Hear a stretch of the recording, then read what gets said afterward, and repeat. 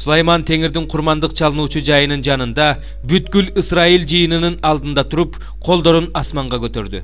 Ал жезден узундугу 5 чыканак, туурасы 5 чыканак, бийиктиги 3 чыканак болгон секиче жасап, короонун дал ортосуна орноткон. Ошонун үстүндө туруп, бүткүл Ысрайыл жамаатынын алдында тизе бүгүп, колдорун асманга көтөрдү. Ана мындай деди: Теңир, Ысрайылдыктардын Кудайы. Асманда да жерде да сендей Кудай жок. Сенин алдыңда чын жүрөктөн жүргөн кулдарыңа ырайым кыласың, келишимиңди сактайсың. Сен өз кулуңа, менин атам Дөөткө айткан убадаңды орундаттың. Өз оозуңан чыккан убаданы бүгүн өз колуң менен аткардың.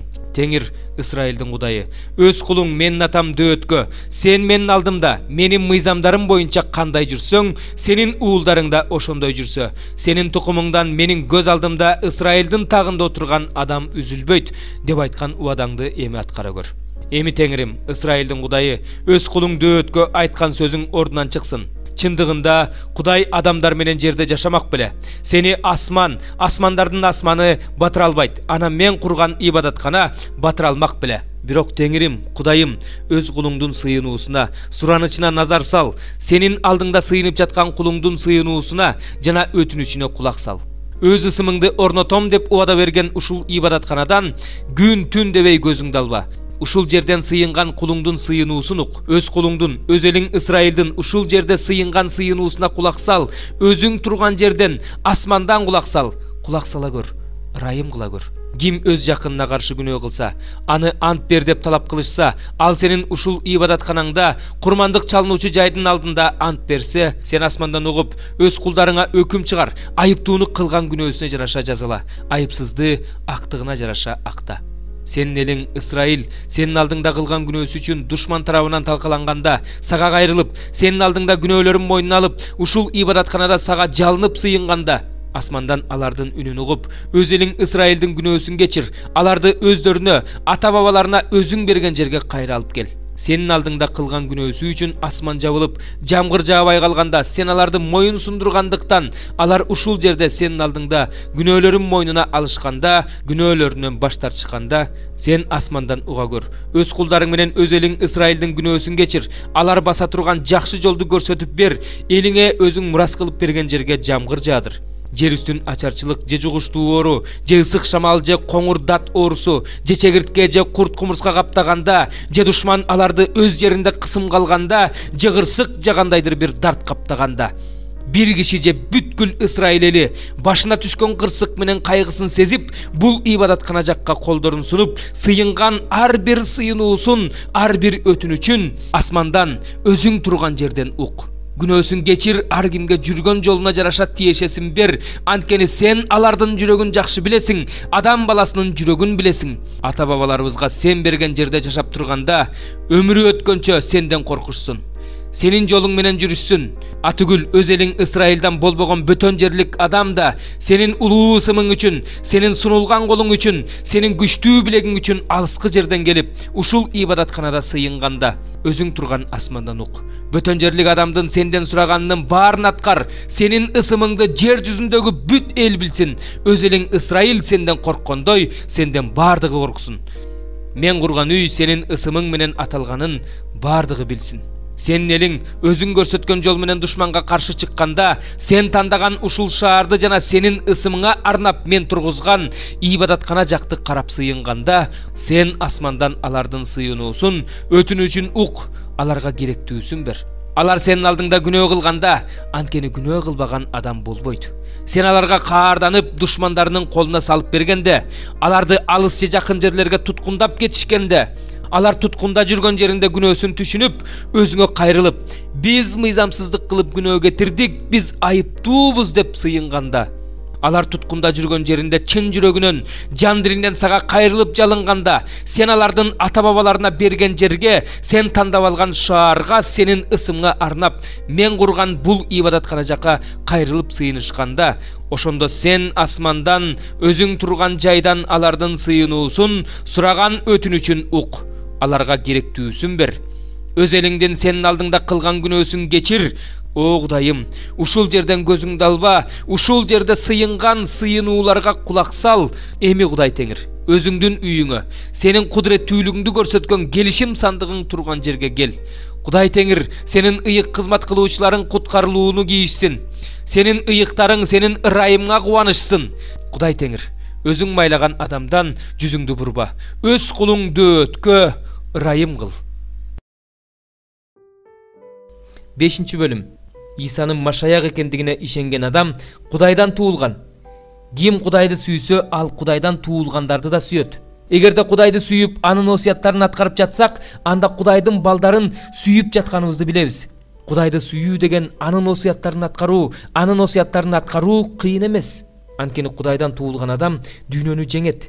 Дүйнөнүн үстүнөн жеңишке жеткирген нерсе бул биздин ишенимибиз. Дүйнөнү Исанын Кудай уулу экендигине ишенген адамдан башка ким жеңе алат? Ал суу жана кан менен келген Иса Машаяк. Ал суу менен гана эмес, суу жана кан менен келди. Ал жөнүндө рух күбөлөндүрөт, анткени рух чындык. Ошентип асманда үчөө күбөлөндүрөт. Ата, сөз жана ыйык рух. Бул үчөө бир. Жерде үчөө күбөлөндүрөт. Рух, суу жана кан. Бул үчөөнүн күбөлөндүрүүсү бир. Адамдардын күбөлөндүрүүсүн деле кабыл алып жатпайбызбы?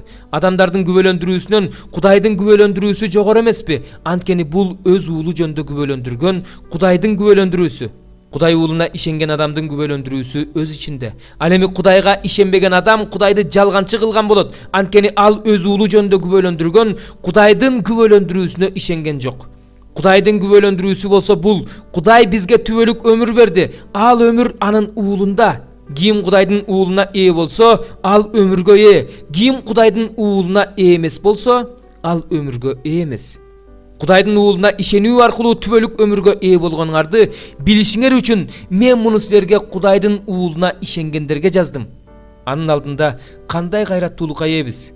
Анын эрки боюнча эмнени сурасак да ал бизди угат. Эмнени сурасак да ал бизди угаарын билсек, андан сураганыбызды аларыбызды да билебиз. Ким бир тууганын өлүмгө дуушар кылбай турган күнөө жасап жатканын көрсө, ал үчүн сыйынсын, Кудай ага өмүр берет. Өлүмгө дуушар кылбай турган күнөө кетиргендер жөнүндө айтып жатам. Өлүмгө дуушар кыла турган күнөө бар, ал жөнүндө сыйын кыла дебейм. Жалгандыктын баары күнөө, бирок өлүмгө дуушар кылбай турган күнөө бар. Кудайдан туулган адамдын күнөө кылбастыгын билебиз. Кудайдан туулган адам өзүн сактайт, ошондуктан ага амалкөй жолобойт. Биз Кудайдан экенибизди, ал эми бүт дүйнө амалкөйдүн бийлиги астында экенин билебиз. Кудайдын уулу келип бизге чыныгы Кудайды таанып билүүгө акыл бергенин да билебиз. Биз анын чыныгы уулу Иса Машаяктын ичиндебиз. Ал чыныгы Кудай жана түбөлүк өмүр. Балдарым, өзүңөрдү буркандардан сактагыла. Амин. Хабакук 1 бөлүм. Хабакук пайгамбар көргөн көрүнүш. Теңир, мен качанга чейин боздой берем? Сен мени качанга чейин укпайсың? Сага качанга чейин зордук, зомбулук тууралуу зар какшай берем? Сен качанга чейин куткарбайсың? Эмне үчүн сен мага кыянат иштерди, кыйынчылыктарды көрсөтүп жатасың? Талаптоочулук менен зордук, зомбулукту өз көзүм менен көрүп жатам. Касташуулар менен уруш чатактар болуп жатат. Ушундан улам мыйзам өз күчүн жоготту. Адилеттүү сот жок. Мыйзамсыз адам адил адамга үстөмдүк кылгандыктан сот да туура эмес жүрүп жатат.